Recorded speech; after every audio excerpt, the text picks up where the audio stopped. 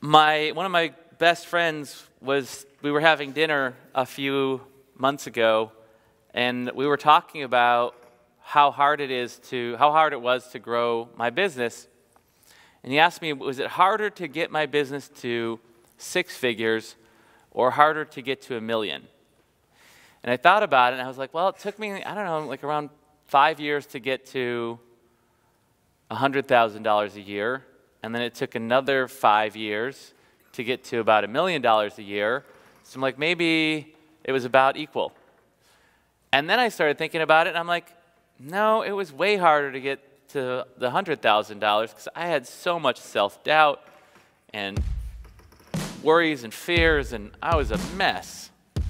And overcoming all of that was so hard. I believe that coaching is the most powerful force for change on earth. I believe that success is inevitable if you're willing to do the work in the world and do the work on yourself. You know, when I first started as a coach, my goal was if I could make $35,000 a year, which is the most I ever made at a job, if I could do that as a coach, I'm like, that would be heaven. But I also had gotten myself $75,000 in debt from a previous business I started. So I had all this debt, so $35,000 a year was actually not cutting it. But I did. In my first year, I made $35,000 plus, and at the same time, it was not a consistent income. So there were some months I would make a bunch of money, some months I wouldn't make much money at all. I kept falling behind on my mortgage and my car payments. I was worried that I'd lose my house, not because I didn't want to lose my house, but because I was afraid if I lost my house, that people would think I was a failure or I wasn't successful, and then no one would want to work with me. I had all this shame tied up in seeming like I was successful, that I got it all figured out. Even though, and mostly because when I grew up, I grew up poor. I grew up on food stamps and welfare, and I got teased a lot for my clothes and my broken glasses and all that stuff, and I thought I was getting teased because of being poor. And we think the reason we get teased is because of whatever we're getting teased for, right? Getting teased for whatever. I mean, who here ever got teased as a kid? Yeah. Who here ever got bullied as a kid? Who here, like me, also got bullied as an adult? Yeah. So we think it's the thing that we're being bullied for, but I don't think it has to do with that. They're just looking for some reason kids and others just look for things that are different or unusual, or people who are insecure. I mean, if we're insecure, we're going to oftentimes attract situations. I know for me, my last job I ever had, I worked there for a while, and there was this guy who worked there who was a total jerk, and he would harass people that worked there, but he totally left me alone. He never harassed me. But then as time went by, because I had started my other business, it was called Giftastic. I had Giftastic, but I hadn't been taking action on it. I had been procrastinating. I thought when I took that job, I would work there for 4 months, and then I'd be off on my own in my own business. And a year later, I was still there, but only not taking any action in my business anymore. And a part of me was dying every day at that job because it was a job I hated. And eventually, I got so weak inside that he started harassing me. And thank God for that. We think that everything is all like good and bad, but there is no good and bad because the bad is good too. Thank God for Charles harassing me, because he got me off my butt and to say, look, I can't stay, a job I hate is bad enough. Being harassed is even worse. I've got to friggin' do something about this. I can't just sit around here, That's when I hired my first coach. And as soon as I hired my coach, I started taking action in my business. Like, I am no longer willing to procrastinate. I have to do something about this. And within Within a few months, I quit that job. I was working for myself full-time in my business. I got out of a relationship that wasn't working. I got back in shape. And that's when I knew the power of coaching.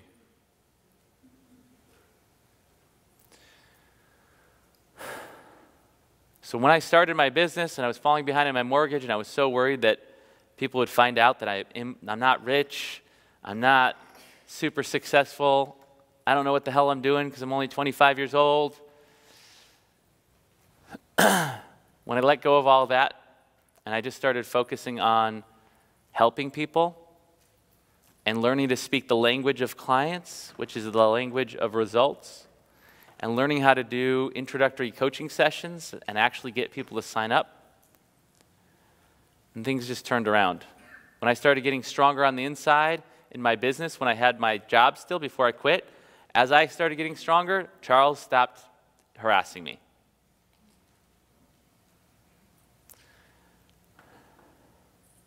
And then I got the hell out of there. My boss, this is a job I was getting paid to do nothing every day. I got paid to go to work, sit in front of my computer, and pretend to be working. The little work I did have, I found a way to just automate, so I could just go to work. I had to make these spreadsheets every day. I just go to work and press a button, and psh, the spreadsheets would make themselves. And then I could just sit around and surf the internet secretly. Hopefully nobody would see that, you know. And then when I went to quit, my boss was like, "We need you." And many people who wanted to work there part-time were denied. You know, new moms who were like, "Hey, I want to come back, but can I work part-time?" No, no, no, no, no. But for whatever reason, my boss went to bat for me and was like, "Can we keep them full-time? Like, keep them part-time? What if, you know?" And then she came to me and said, "You can work part-time. And you can work as many or as little hours as you want. And you can come in whenever you want and leave whenever you want." And because I was getting paid to do nothing, I could actually go there and work on my own business and get paid by them.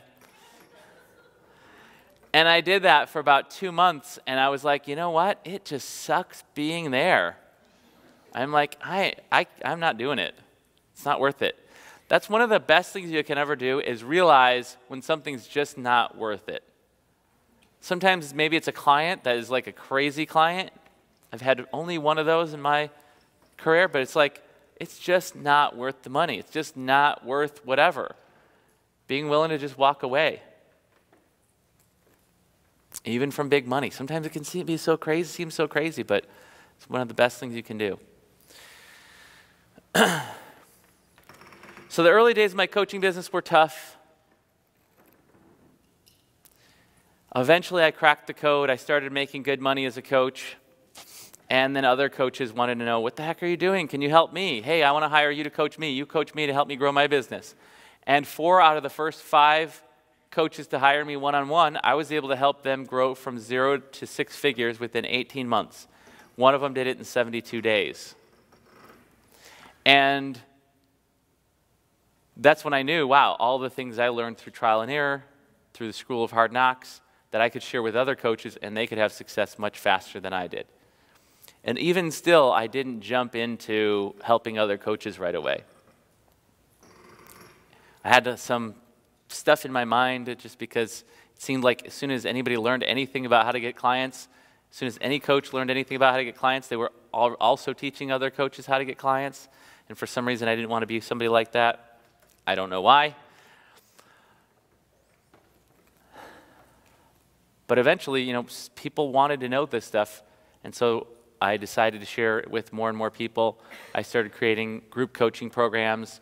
I created my first online training program that I thought was a total failure, and I killed it right after I started it, and then didn't launch another program for another year or so, but eventually launched Free Sessions That Sell, the client sign-up system, and that's my #1 best-selling program, and it's probably the #1 best-selling program for how to get clients around. And then, of course, I've gone on to create live events and 39 or 40 other online training programs. I have 3 #1 best-selling books. I wonder if I have them here. Let me see if they're in my secret box. They are not, but I will show them to you later. And I have a book deal with Hay House, and I have my new book, personal growth book, coming out in August called Abundance Unleashed.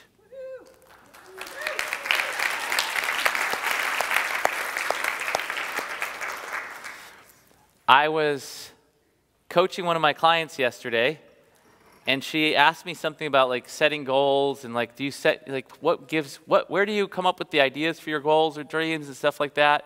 It's like, is it just divine this? And because I do all this spiritual stuff too, which I'll tell you about in a minute. And I said, you know, mostly other people do something and I get jealous. And I think, I want that. I want to do that. You know, I heard of somebody having $1 million business, doing this kind of stuff that, you know, having a coaching business empire type of thing.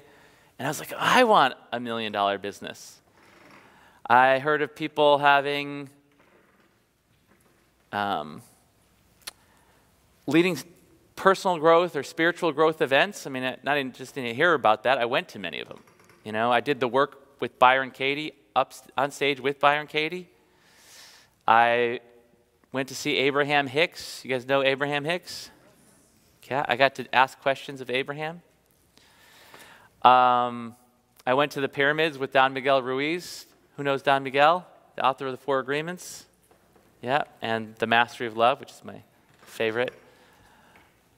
And I've done, gone to training events with Dan Millman, Wayne Dyer, Deepak Chopra, Tony Robbins.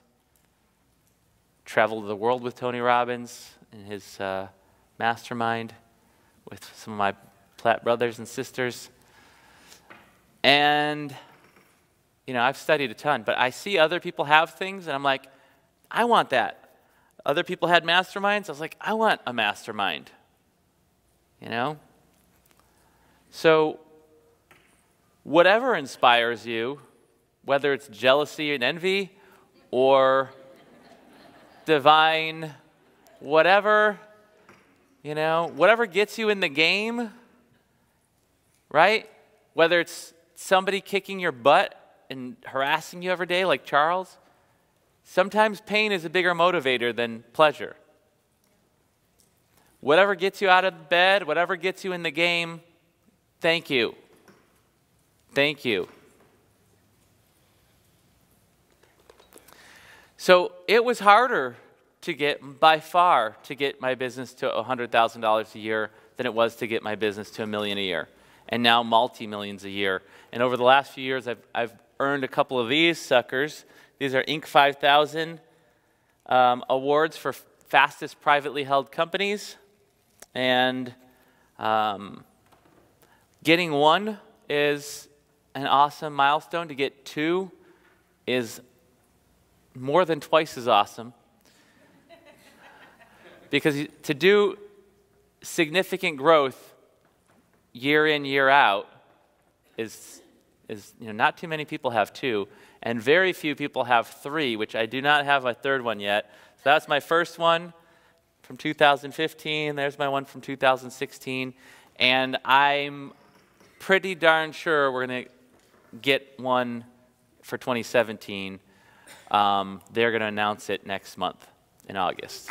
So, yes. Thank you. And I saw people getting on the Inc. 5000 list. I was like, I want that.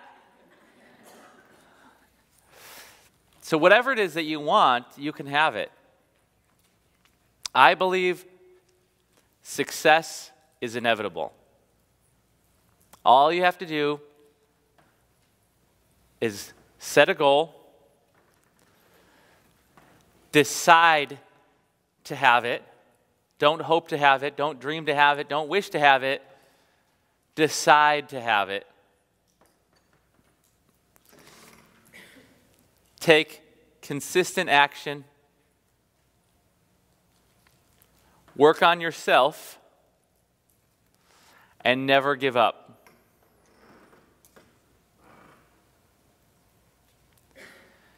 That's the tricky part, that never give up. It's always darkest before the dawn. And, you know, in my mastermind, it's called BIGS, Big Success VIP Mastermind. Yeah, go Bigs. You know, we've had some people recently who've had like some dark moments, dark times. And one of our peeps did all this work to create a program, create the webinar for it, did all this stuff to get people to it, and she didn't get any sales. And she did this whole sequence, and she closed the cart and got no sales, and she was freaking out. And it's tough when your clients are failing, or at least feel like they're failing, you know? And I told her a few things, you know, of encouragement. Number one, you know, this is your first swing at the bat, right? Like, don't give up. When I did my first info product, I made 3 sales for $39, and I thought that was a complete failure, and I never promoted the program again. It was how to get clients from workshops and speeches. And I sent one email. I sent out an article about something else, and then at the very bottom I had a little blurb for the program, and I had a tiny list of under 500 people, and 3 people bought it for $39. That's like a huge win, and I felt like a failure. And I quit that project. I didn't quit on my business, but I quit that. I was like, oh, I don't know how to do this. I don't know how to make it work. You know, we plant the seed, we water it, it starts to sprout, and then we're like, stamp that out, die. Why aren't you an oak tree? I'll kill you. Never going to do that again. And then it wasn't another year until I decided to try again. Not realizing that I was actually successful. And if I thought, wow, what if I send more emails to promote this? What if I send a standalone email making an offer? What if I add in a special bonus? What if I mean, there's so many things I could have done to like amp that sucker up. You know, put some more water and sunshine on it. Put some fertilizer on it and get that thing to grow some more. But instead I stomped it out. And I was afraid that's what my client would do. And other people in our group gave her a lot of support, emotional encouragement. And one of the things that I believe is that when we are neutral, when we're peaceful, when we're joyful, we are a magnet to what we want. When we're fearful, frustrated, angry, we push away the things we want. And so I could feel her devastation, and I was like, you know, this is our whole philosophy. So whether I said it or not in that post, which I don't recall, but it's like, work through your stuff. Get to peace. And then like the next day, she posted, OMG, I just got a sale. And then she got, I don't know, 3, 5, a bunch of sales. You know, not making $1 million or anything, but like, bam, you know, now it went from a seed to a sapling.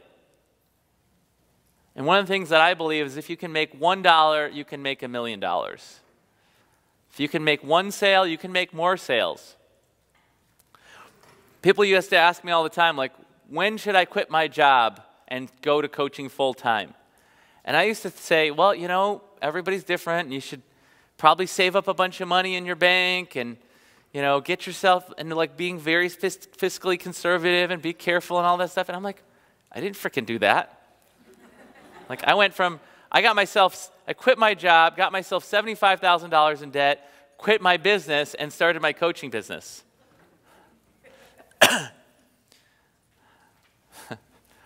And I started thinking about it. I'm like, you know what? If you can make 1 or 2 sales, if you can get 1 or 2 coaching clients, then,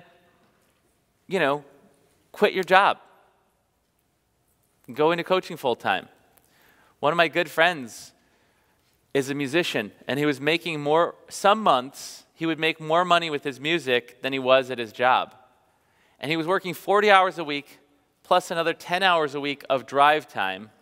So that's 50 hours a week making this amount of money, and then with his music business, working maybe 10 hours a week, sometimes maybe 20 hours a week, he would sometimes make even more. But he was afraid to quit his job, and I'm like, quit.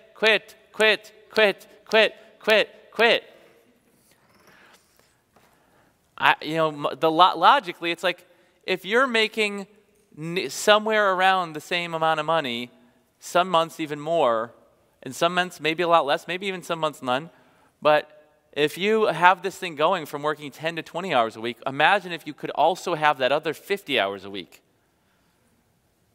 And just freeing up your energy from that whole thing and having your mind and focus 100% on something else. Yeah, I mean, if you have no reserves and no ability to use credit cards for a couple months so you have a little bit of runway, then maybe don't quit after you get your first or second client. Maybe you need a third or fourth or whatever the number is. Obviously, do what's right for you.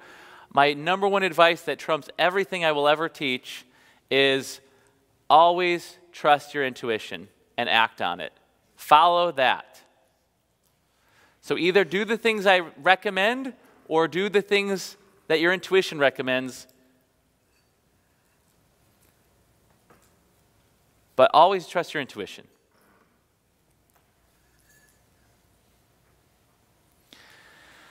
Finally, eventually, he thought, well, I'm going to save up. Once I get this amount of money in my bank, then I'll quit. Finally, he did quit before he got that far, and he just took off. And then now he's created an empire, a coaching business empire, teaching other musicians how to make money full-time with their music. Or even make full-time money working part-time with their music. One of his programs is called Part-Time Musician Full-Time Income. Yeah. And he's built a big business. He does events that generate $250,000 per live event. And he's crushing it. And most people would think, you can't make money coaching starving artists. I have another client who actually did coach painters and artists and had a lot of success with that. We have one of my clients now is a survivalist, and he coaches survivalists. And he just crushed it. He just offered his first mastermind. I'll let him tell you about it. He's going to be up on stage probably on a couple days from now. So you'll get to hear about it straight from the horse's mouth. Not that he's a horse.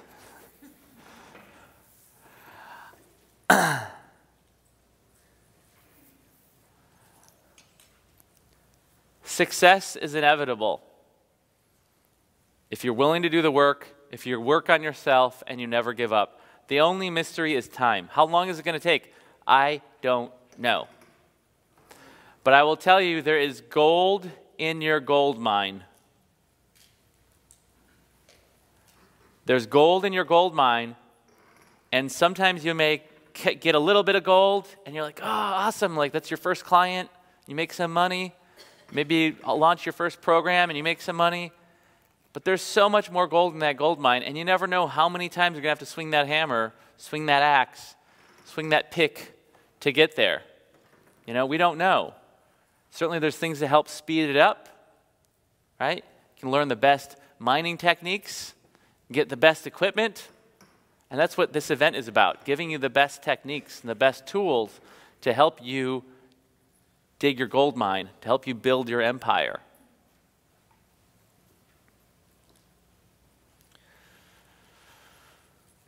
It gets easier. But what happens when things start getting easier is you take on bigger challenges. So then the challenge gets bigger, and you start over, and you're a beginner again. and you have to grow and get stronger. You have to get new capabilities, new capacities. And then there's going to be some people who just come right in and have super fast, explosive success that seems easy, and you might be jealous, as I am, of my friend who's a rock climber, new rock climber, and is already as good as I was after climbing a year.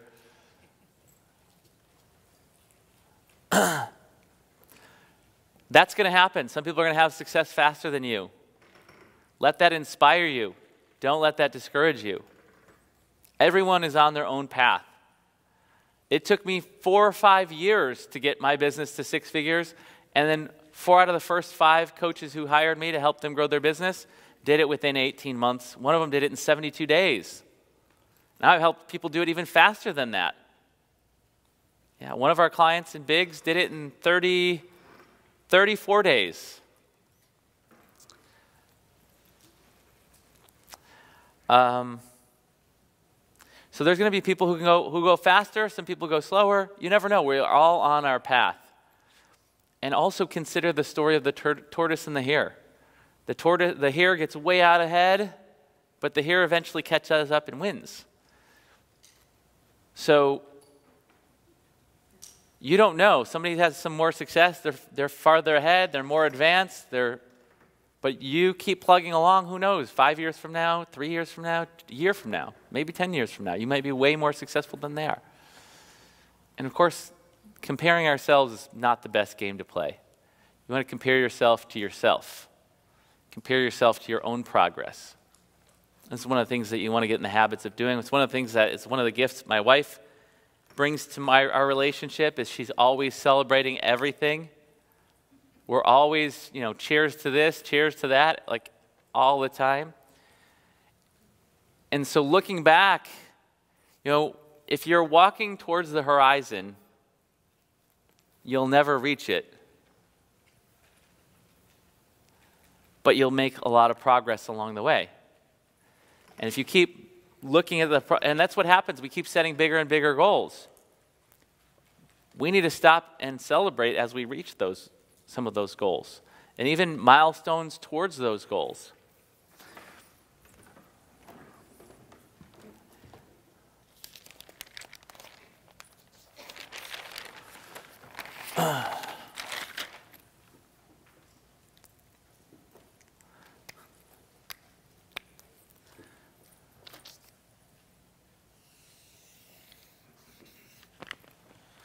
This is the success arrow. One of my good friends for so many years, he was like, his dream is to be a millionaire, make millions of dollars. But he never had smaller goals. He only had the big goal, and he hasn't reached it yet. So people often wonder, well, how big of a goal should I set? Well, I think you should set a really big goal, a goal that just juices you, that gets you really excited, maybe even scares you, right? Let's say just from financial purposes, let's say it's $10 million. I haven't even done $10 million in a year yet.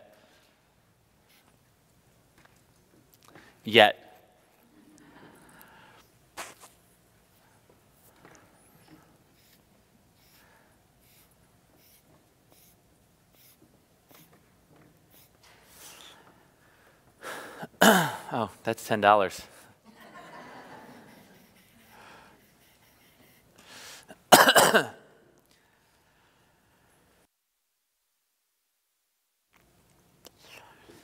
How do you get to a $10 million a year business? You have to set smaller goals. Your first goal might be get your first client. One client. They say the journey of 1,000 steps 1,000 miles begins with a single step. Something like that? Yeah. So it's that first client might be the first one, right? Then maybe it's a $5,000 a month might be your next goal. Maybe then the next one is a $10,000 a month. Then maybe the next one is, $100K a year. 250.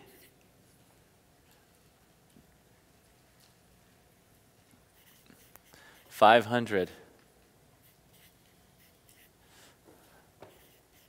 1 million. 5 million. Whoops. And you certainly can do 1 million, 2 million, 3. It doesn't have to go exactly like this. But this is just an example. You want to have milestone goals towards your big goal. If all you're doing is thinking about the big goal and you're never thinking about these intermediate steps, I think you're going to run into some trouble. So you want to think long-term and short-term. Like if all you do is dream about $10 million, $10 million, $10 million, but you're not actually doing anything to get yourself that first client, it's probably not going to happen. But you get that first client, then you work towards maybe having a 5K month, or you're getting your second client, right? Whatever it is, 10 clients, then a $10,000 a month, $100,000 in a year.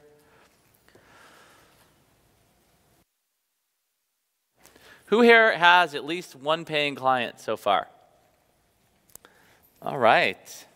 Wow, that was like 75, 80% of the audience. Let's give it up to all of our coaches with clients.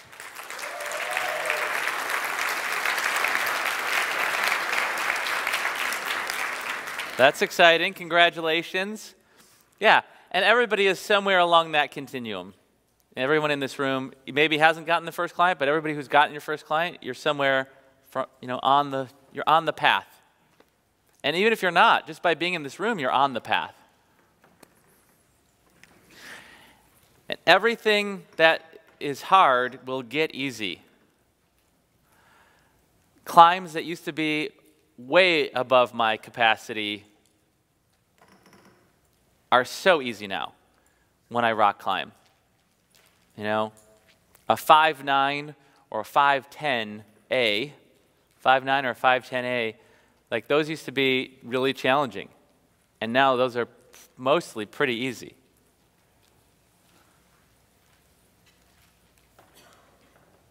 Now I'm climbing 5'10"Ds, 5'11"As, and now that my wife did a 5'11"B, I got to go start climb some 5'11"Bs, at least try them, give them a shot.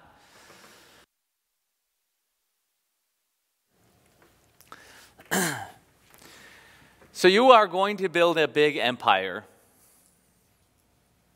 right? That's why you're here. You are going to build a big empire, right? How about the people in the back? You are going to build a big empire, right? Yes. Are you sure? Yes. How big? Huge. Nice. 10 million, nice. Yeah.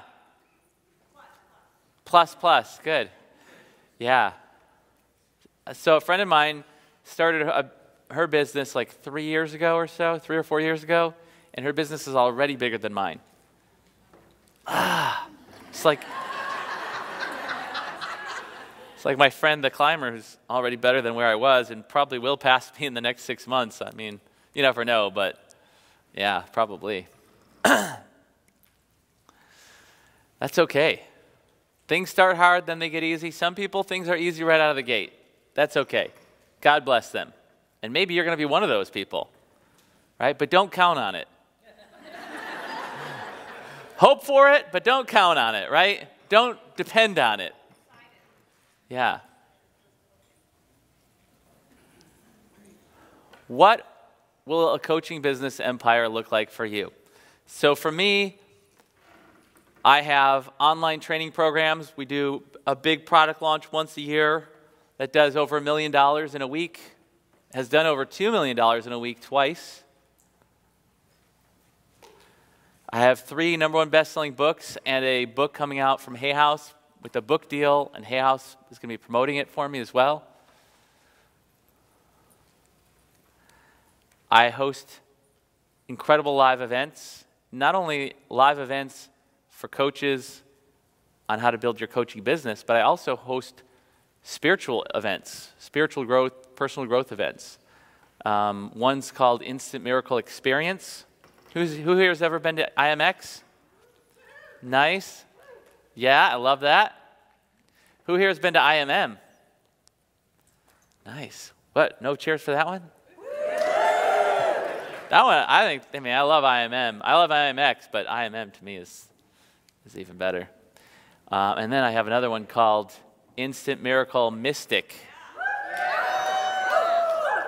And that one, I think, is our best event. Yeah.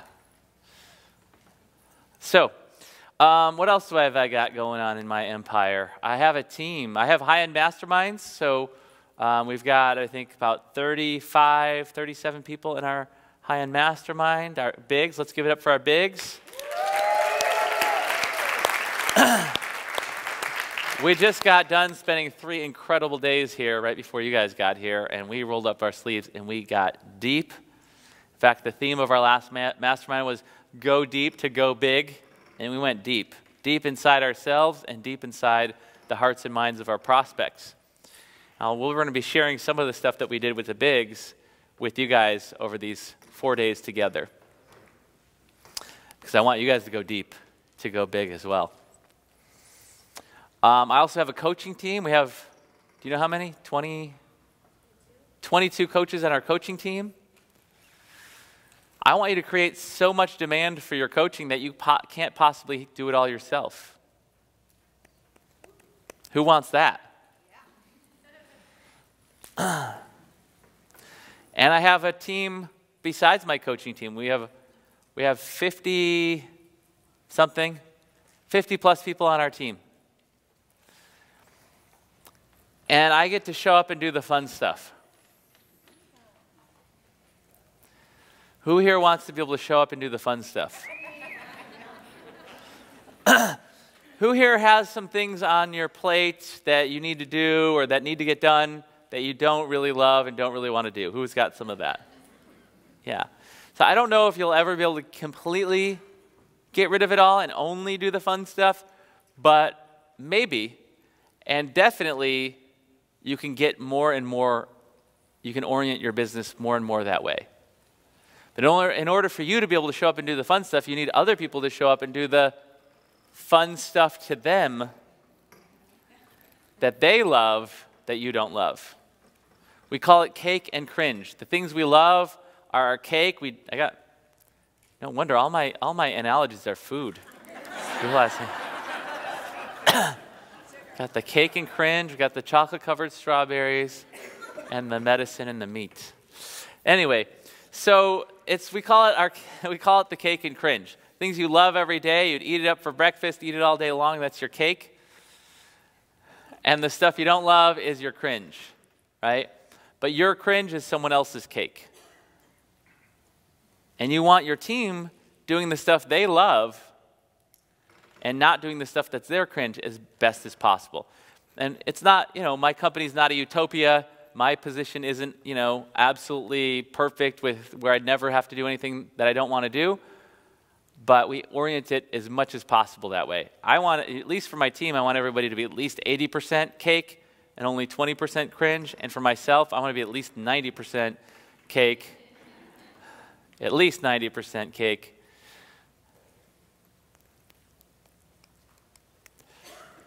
And I want that for you.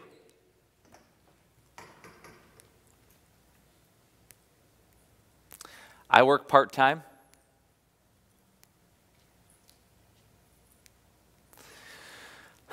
Typical week looks like this. I work on Monday, Tuesday, and Thursday from 9 to 12:30. Wednesdays and Fridays, I will sometimes work at 9 to 10, or 9 to 11, maybe 9 to 12 sometimes. And that's it. Every now and again, I have a teleclass or group coaching call in the afternoon, so I might do a call or something like that. And then I lead these live events, I lead masterminds, I lead in-person team meetings. So we fly our leadership team out to the Miracle Mansion, which is my second house on my street. That's my office. Fly them out, and they come out, and they work, or we meet for 3 days. We go over what's going on. They give me updates. We do our future planning, and then they go back, and they carry most of that stuff out. And we get back again, every 3 months or so. And mostly what I do is those in-person meetings and then coaching and training. Most of what I do. Sometimes I have to shoot videos. That's my cringe. Sometimes I have to watch and give feedback on videos. Also my cringe. Sometimes I write some copy, which is actually cake. Sometimes I have to review other people's copy, which is my cringe.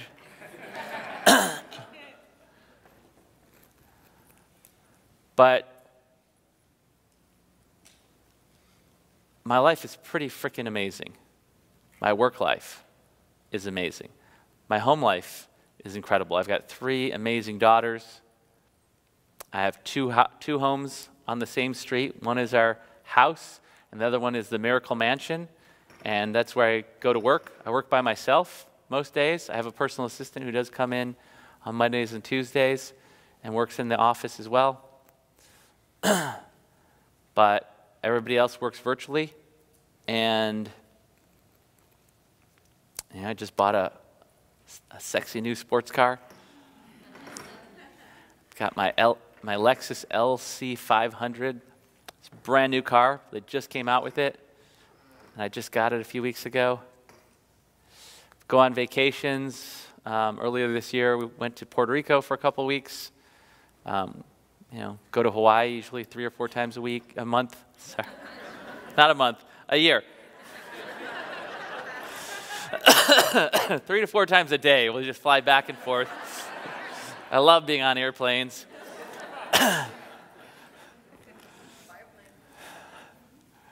Yeah. I have great friends. I'm surrounded by yay-sayers. It's one of the keys to success. Surround yourself with yay-sayers, not naysayers. When I was planning to quit my job to start my business, everybody was so worried. What are you going to do for insurance? Like, I have big dreams. Like, I'm not going to let my fear of not having insurance or having to pay for insurance make me not quit my job and start my own business. But it was really hard, like all that energy. I felt like when I quit my job, it's like I got out of the matrix. Because I was no longer like everyone else. I was no longer part of that group think of regular people who have jobs.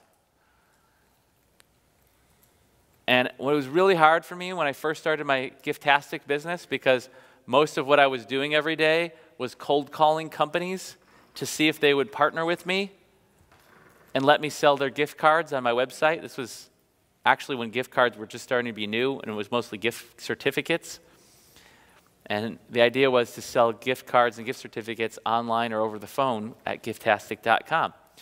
And so I had to call all these companies to try to win them over to say yes. And it was also lonely being by myself at my house, all by myself, alone. I'm an introvert, so I get energy by being by myself, but I'm also social, and I really do love people, so I like being around people, especially people I know and people that are friends. But it was tough being by myself, making cold calls, but it was also great being free. There was something amazing about that. Who here works for themselves full-time? Yeah, awesome. Let's give it up to the full-time, self-employed, full-time business owners. Congratulations, that is huge. That is huge. You guys know what I'm talking about? Can you relate to that?